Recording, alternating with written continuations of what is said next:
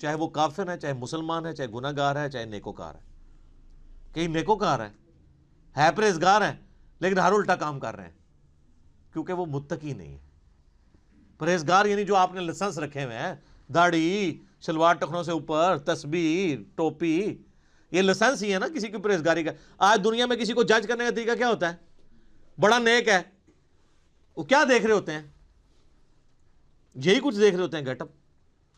حالانکہ تقویٰ تو ادھر ہوتا ہے، وہ تو اللہ کو پتہ ہے ریاکاری کے لیے کر رہا ہے، دکھلاوے کے لیے کر رہا ہے، کس لیے کر رہا ہے. بہرحال جو دنیا کے لائسنس ہیں ان میں جو پرہیزگار ہیں ان میں سے کئی لوگ ہیں جو متقی نہیں ہیں. تو ہدی للمتقین، یہ ہدایت ہے ان کے لیے جو ڈر جائیں. جو بھی ڈر جائے اس کو لیے قرآن کے اندر ہدایت ہے، اور جو نہ ڈرے اس کے لیے قرآن میں کوئی ہدایت نہیں. یہ بڑی خطرناک بات ہے. قرآن سٹارٹ اس سے لے رہا ہے کہ قرآن میں ہدایت اس کے لیے ہے جو ڈر جائے، اور جو نہیں ڈرے گا کوئی ہدایت نہیں. آگے چل کے آئے گا شہر رمضان الذی انزل فیہ القرآن ھدی للناس وبینات من الہدی والفرقان. رمضان کا مہینہ وہ ہے جس میں قرآن نازل ہوا ھدی للناس، پوری انسانیت کے لیے ہدایت ہے. وہاں تو متقی کا بھی ذکر نہیں آیا، پوری انسانیت چاہے کافر ہے چاہے مسلمان ہے. وبینات من الہدی، اور اس میں ہدایت کے بڑے بڑے روشن دلائل ہیں. والفرقان، اور حق اور باطل میں تمیز کرنے والی کتاب ہے یہ. اچھا، یہ الفرقان نبی الاسلام بھی ہے. صحیح بخاری میں حدیث ہے محمد فرق بین الناس، محمد صلی اللہ علیہ وآلہ وسلم لوگوں میں حق اور باطل میں فرق ہے. یہ کتاب بھی الفرقان ہے. تو ھدی للمتقین، ان کے لیے ہدایت ہے جو ڈر جائیں. اس کا کیا مطلب ہے؟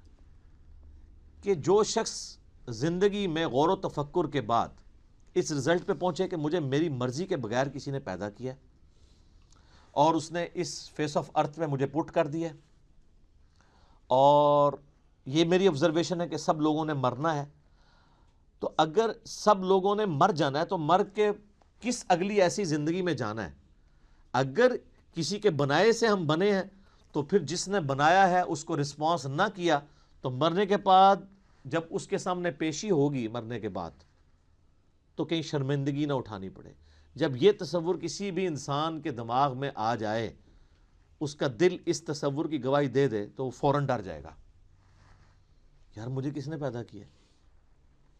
میرے تو ماں باپ کو بھی نہیں پتا کہ مجھے کس نے پیدا کیا، وہ خود کیسے پیدا ہوئے. تو الٹیمیٹلی ایک خدا کا تصور آتا ہے نا.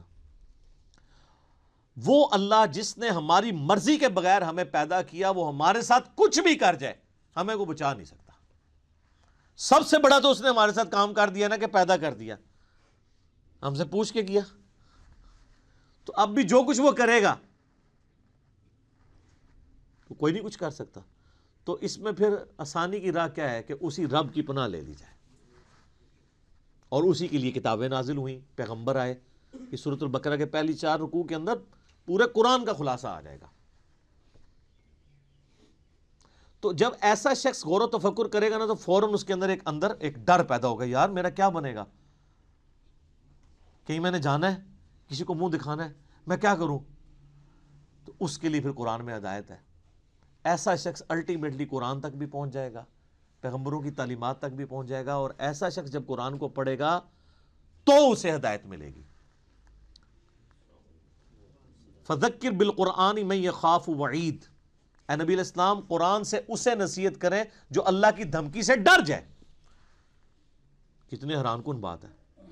نبی علیہ السلام کو منع کیا گیا جو دھمکی سے نہیں ڈرتا اس کے لیے کوئی نصیحت نہیں ہے. فذکر ان نفعت الذکر، نصیحت کرو اگر نصیحت کرنا کسی کو فائدہ دیتا ہو. سیذکر من یخشی، نصیحت اس کو کریں جو ڈرتا ہے. ویتجنبها الاشقی، اور جو شکی ہو چکا ہے، بدبخت ہو چکا ہے، ڈرنے کے لیے تیار نہیں، چھوڑ دیں. الذی یصلی النار الکبری، اس کا علاج یہ کہ ہم اسے بڑی آگ پہ پیش کریں گے. ثم لا يموت فیہا ولا یحیا، پھر وہ نہ وہاں پر زندوں میں ہوگا نہ مردوں میں. قد افلح من تزکا، بے شک کامیاب وہ ہوا جس نے اپنے نفس کا تزکیہ کر لیا، پاکیزگی کی روش اختیار کر لی، وَذَكَرَ اسْمَ رَبِّهِ فَصَلَّى، اور اپنے رب کا نام لے کر نماز قائم کی، نماز پڑھی۔ آپ دیکھیں کہ سورہ الاعلیٰ، اس کو آپ پورے کے پورا یعنی ایک جو اللہ کی دعوت ہے اس کو کور کرتی ہے۔ بل تؤثرون الحیات الدنیا، لیکن تمہارا اصل مرض یہ ہے کہ تم دنیا کی زندگی کو ترجیح دیتے ہو، والآخرۃ خیر لک من الاولی، والآخرۃ خیر وابقی، جبکہ آخرت جو ہے وہ بہتر بھی ہے اور باقی بھی رہنے والی ہے۔ ان ھذا لفی الصحف الاولی، یہی ایک یونیورسل ٹروتھ اور کانٹے کی اصل بات تھی جو قرآن سے پہلے صحیفوں میں بھی نازل ہوئی تھی۔ صحف ابراہیم و موسیٰ، چاہے وہ ابراہیم کے صحائف ہوں چاہے موسیٰ علیہ السلام کے صحائف، ایک ہی کانٹے کی بات تھی، کیا؟ بل تؤثرون الحیات الدنیا والآخرۃ خیر وابقی۔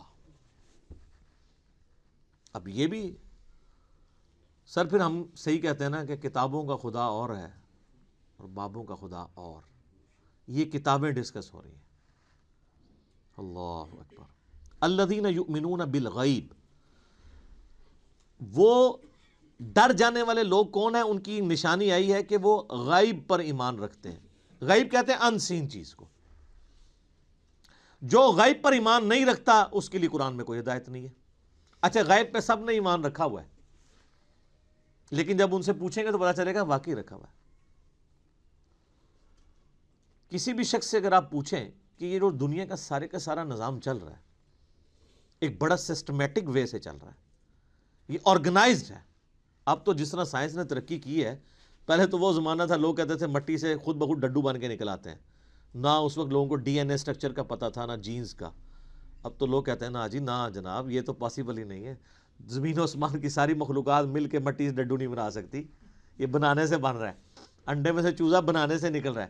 تو یہ اتنے آرگنائز چیز ہے، وہ کہتے ہیں نہیں جی کوئی ایک سپریم بینگ یا کوئی سپر نیچرل ایجنسی ہے جس نے ہر چیز کو ایک ٹریک کے اوپر چڑھایا ہوا ہے کہ ایک بیج بوتے ہیں 6 ارب گنا بڑا درخت بن جاتا ہے، اس بیج کے اندر جو زندگی ہے پھر اس کے اندر کس طریقے سے وہ پرفارم کرتا ہے، پتے پھر پھول نکلتے ہیں پھر پھل بنتا ہے، پانی کے ذریعے کیا کچھ ہو رہا ہے، یعنی ایک تو ایک ٹاپک ہے، اس پہ گھنٹوں بولا جا سکتا ہے۔ یہ ساری جو فزیکل فنامنا آف نیچر ہے، قانون قدرت ہے، جب ان کو آبزرو کرتا ہے نا تو غیب پہ سارے ایمان رکھے ہیں کہ نہیں یار کوئی چلا رہا ہے۔ پوچھیں کدھر ہے، وہ کہتے ہیں ہمیں نظر نہیں آ رہا، لیکن وہ ایسا باطن ہے کہ اس سے زیادہ ظاہر کوئی نہیں ہے، اور ایسا ظاہر ہے کہ اس سے زیادہ باطن کوئی نہیں ہے۔ اللہ اپنی قدرتوں سے کتنا ظاہر ہے، لیکن سب سے پوشیدہ ہے۔ تو یہ سب کچھ غیب کی طرف انسان کو لے جاتا ہے۔ تو وہ یقین کیے ہوئے ہیں ڈر جانے والے لوگ کہ یار کسی کے کرنے سے ہو رہا ہے۔ یہ جو ہارمنی ہے یونیورس کے اندر، سر اب جو کچھ ہمیں پتہ چل رہا ہے سائنس کی برکت سے، تو انسان پریشان ہو جاتا ہے کہ یہ نظام چل رہا کیسے ہے۔ میں آپ کو صرف یہ بتاتا ہوں کہ سائنٹسٹ کہتے ہیں کہ اس کائنات میں اتنا بیلنس ہے کہ اگر ایک بال پوائنٹ کو اس کی نوک پہ کھڑا کر دیا جائے، یہ پاسبل ہے کہ نوک پہ کھڑا ہو جائے؟ بہت ہی زیادہ کوئی سوفسٹیکیٹڈ بیلنس ہو تو یہ پاسبل ہے، اور یہ 1 ارب سال یوں کھڑی رہے گرے نا، اس سے زیادہ بیلنس جو ہے نا وہ اس کائنات میں ہے۔ اور یہ balance millions of fine tunings کے ساتھ چل رہا ہے۔ ایک ایک فائن ٹیون اگر خراب ہو جائے نظام نہیں چل سکتا۔ یعنی پانی کو اگر آپ دیکھیں تو پانی کی جتنی پراپرٹیز ہیں، کیمیکل پراپرٹیز، فزیکل پراپرٹیز، ہر ایک فائن ٹیون ہے۔ اس کی گریوٹی ڈسٹرب ہو جائے ختم۔ یہ فضا کے اندر جو آکسیجن اور نائٹروجن کی مقدار ہے، نائٹروجن زیادہ ہو جائے یا آکسیجن کم ہو جائے، کوئی زندہ رہ سکتا ہے؟ یہ بھی ایک فائن ٹیوننگ ہے۔ سورج کا زمین سے فاصلہ، یہ بھی فائن ٹیوننگ ہے۔ پھر سورج اور زمین کے درمیان جو اللہ تعالیٰ نے لیئرز رکھی ہیں، 99.99% ہارمفل ریز ہیں سورج کی، وہ نیچے آتی نہیں ہیں، راستے میں ریپیل ہو جاتی ہیں۔ کچھ اگر کراس بھی کرتی ہیں ارتھ میگنیٹک فیلڈ کی وجہ سے ریپیل ہو جاتی ہیں، اور صرف وہی آتی ہیں۔ سر سائنٹسٹ کہتے ہیں کہ یہ میریکل پلانٹ بنایا گیا ہے اس لیے کہ یہاں پہ زمین پہ انسانیت کو آباد کیا جائے. وہ کہتے ہیں یہ پلان کے بغیر ہو ہی نہیں سکتا. اس کو لائف کے لیے، لائف ایگزسٹ کرنے کے لیے فیزیبل بنایا گیا. وہ کہتے ہیں سپریم بی یا مدر نیچر، کوئی بھی نام دے دیں، الٹیمیٹلی غیب پہ سب کے سب لوگ ایمان رکھتے ہیں. تو سر جب وہ اس طرح کے غیب پر ایمان رکھنے والے لوگ ہوں گے تو پھر الٹیمیٹلی ان کے اندر ایک کوالٹی پیدا ہو جائے گی کہ وہ اس گاڈ کو رسپانس کریں گے. وہ کہیں گے بس سب کچھ پھر تو ہی تو ہے، تیرے لیے سب کچھ ہونا چاہیے. تو وہ اگلی بات ہے، وَيُقِيمُونَ الصَّلَاةَ، نماز قائم رکھتے ہیں. پھر وہ نماز پڑھتے نہیں ہیں. نماز پڑھنے والے بہت ہیں، قائم رکھنے والے بہت تھوڑے ہیں. یعنی نماز کا پھر حق ادا کرتے ہیں. ایک تو اس میں ظاہر ہے سب سے بہتر چیز وہی ہے، یعنی پاکیزگی کا اعتبار سے اور پھر پروٹوکول سے نماز پڑھنا.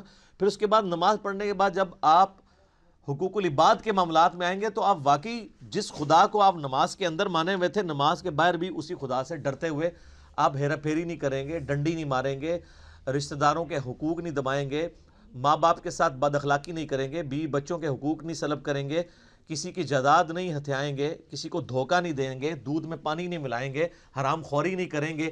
یہ سب کی سب چیزیں نماز قائم کروا رہی ہوں گی آپ سے. تو نماز قائم کرتے ہیں. اور یہ جو الصلاۃ ہے نا جی، اس کا ترجمہ ویسے انگلش میں لوگ پریئر کر دیتے ہیں. پریئر اپروپریٹ ٹرانسلیشن بن ہی نہیں سکتی الصلاۃ کی.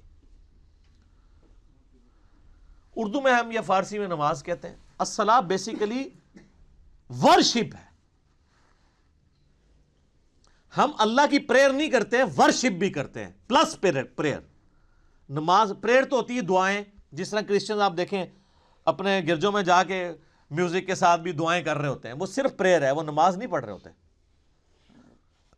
ہم نماز پڑھتے ہیں صلاح، جس میں پریئر بھی ہوتی ہے اور ورشپ. ورشپ ہوتی ہے کہ آپ جس کو اپنا الہ مانے ہوئے اس کے سامنے پوسچرز بناتے ہیں.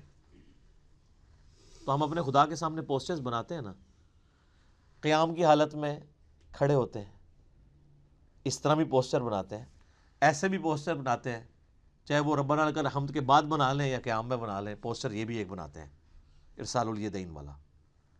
پھر گھٹنے پہ ہاتھ رکھ کے رکوع کی حالت میں اللہ کے سامنے پوسچر بناتے ہیں. پھر الٹیمیٹلی اپنا ماتھا زمین پہ رکھ کے پوسچر بناتے ہیں. پھر بیٹھ کے پوسچر بناتے ہیں. یہ سارے کے سارے جو پوسچرز ہیں ہماری ادائیں ہیں. اور پھر ہر ادا کے اندر ہم اذکار بھی کر رہے ہوتے ہیں، پریئرز بھی کر رہے ہوتے ہیں. تو پریئر پلس پوسچرز یہ مل کے ورشپ اور عبادت اور صلاح بنتی ہے.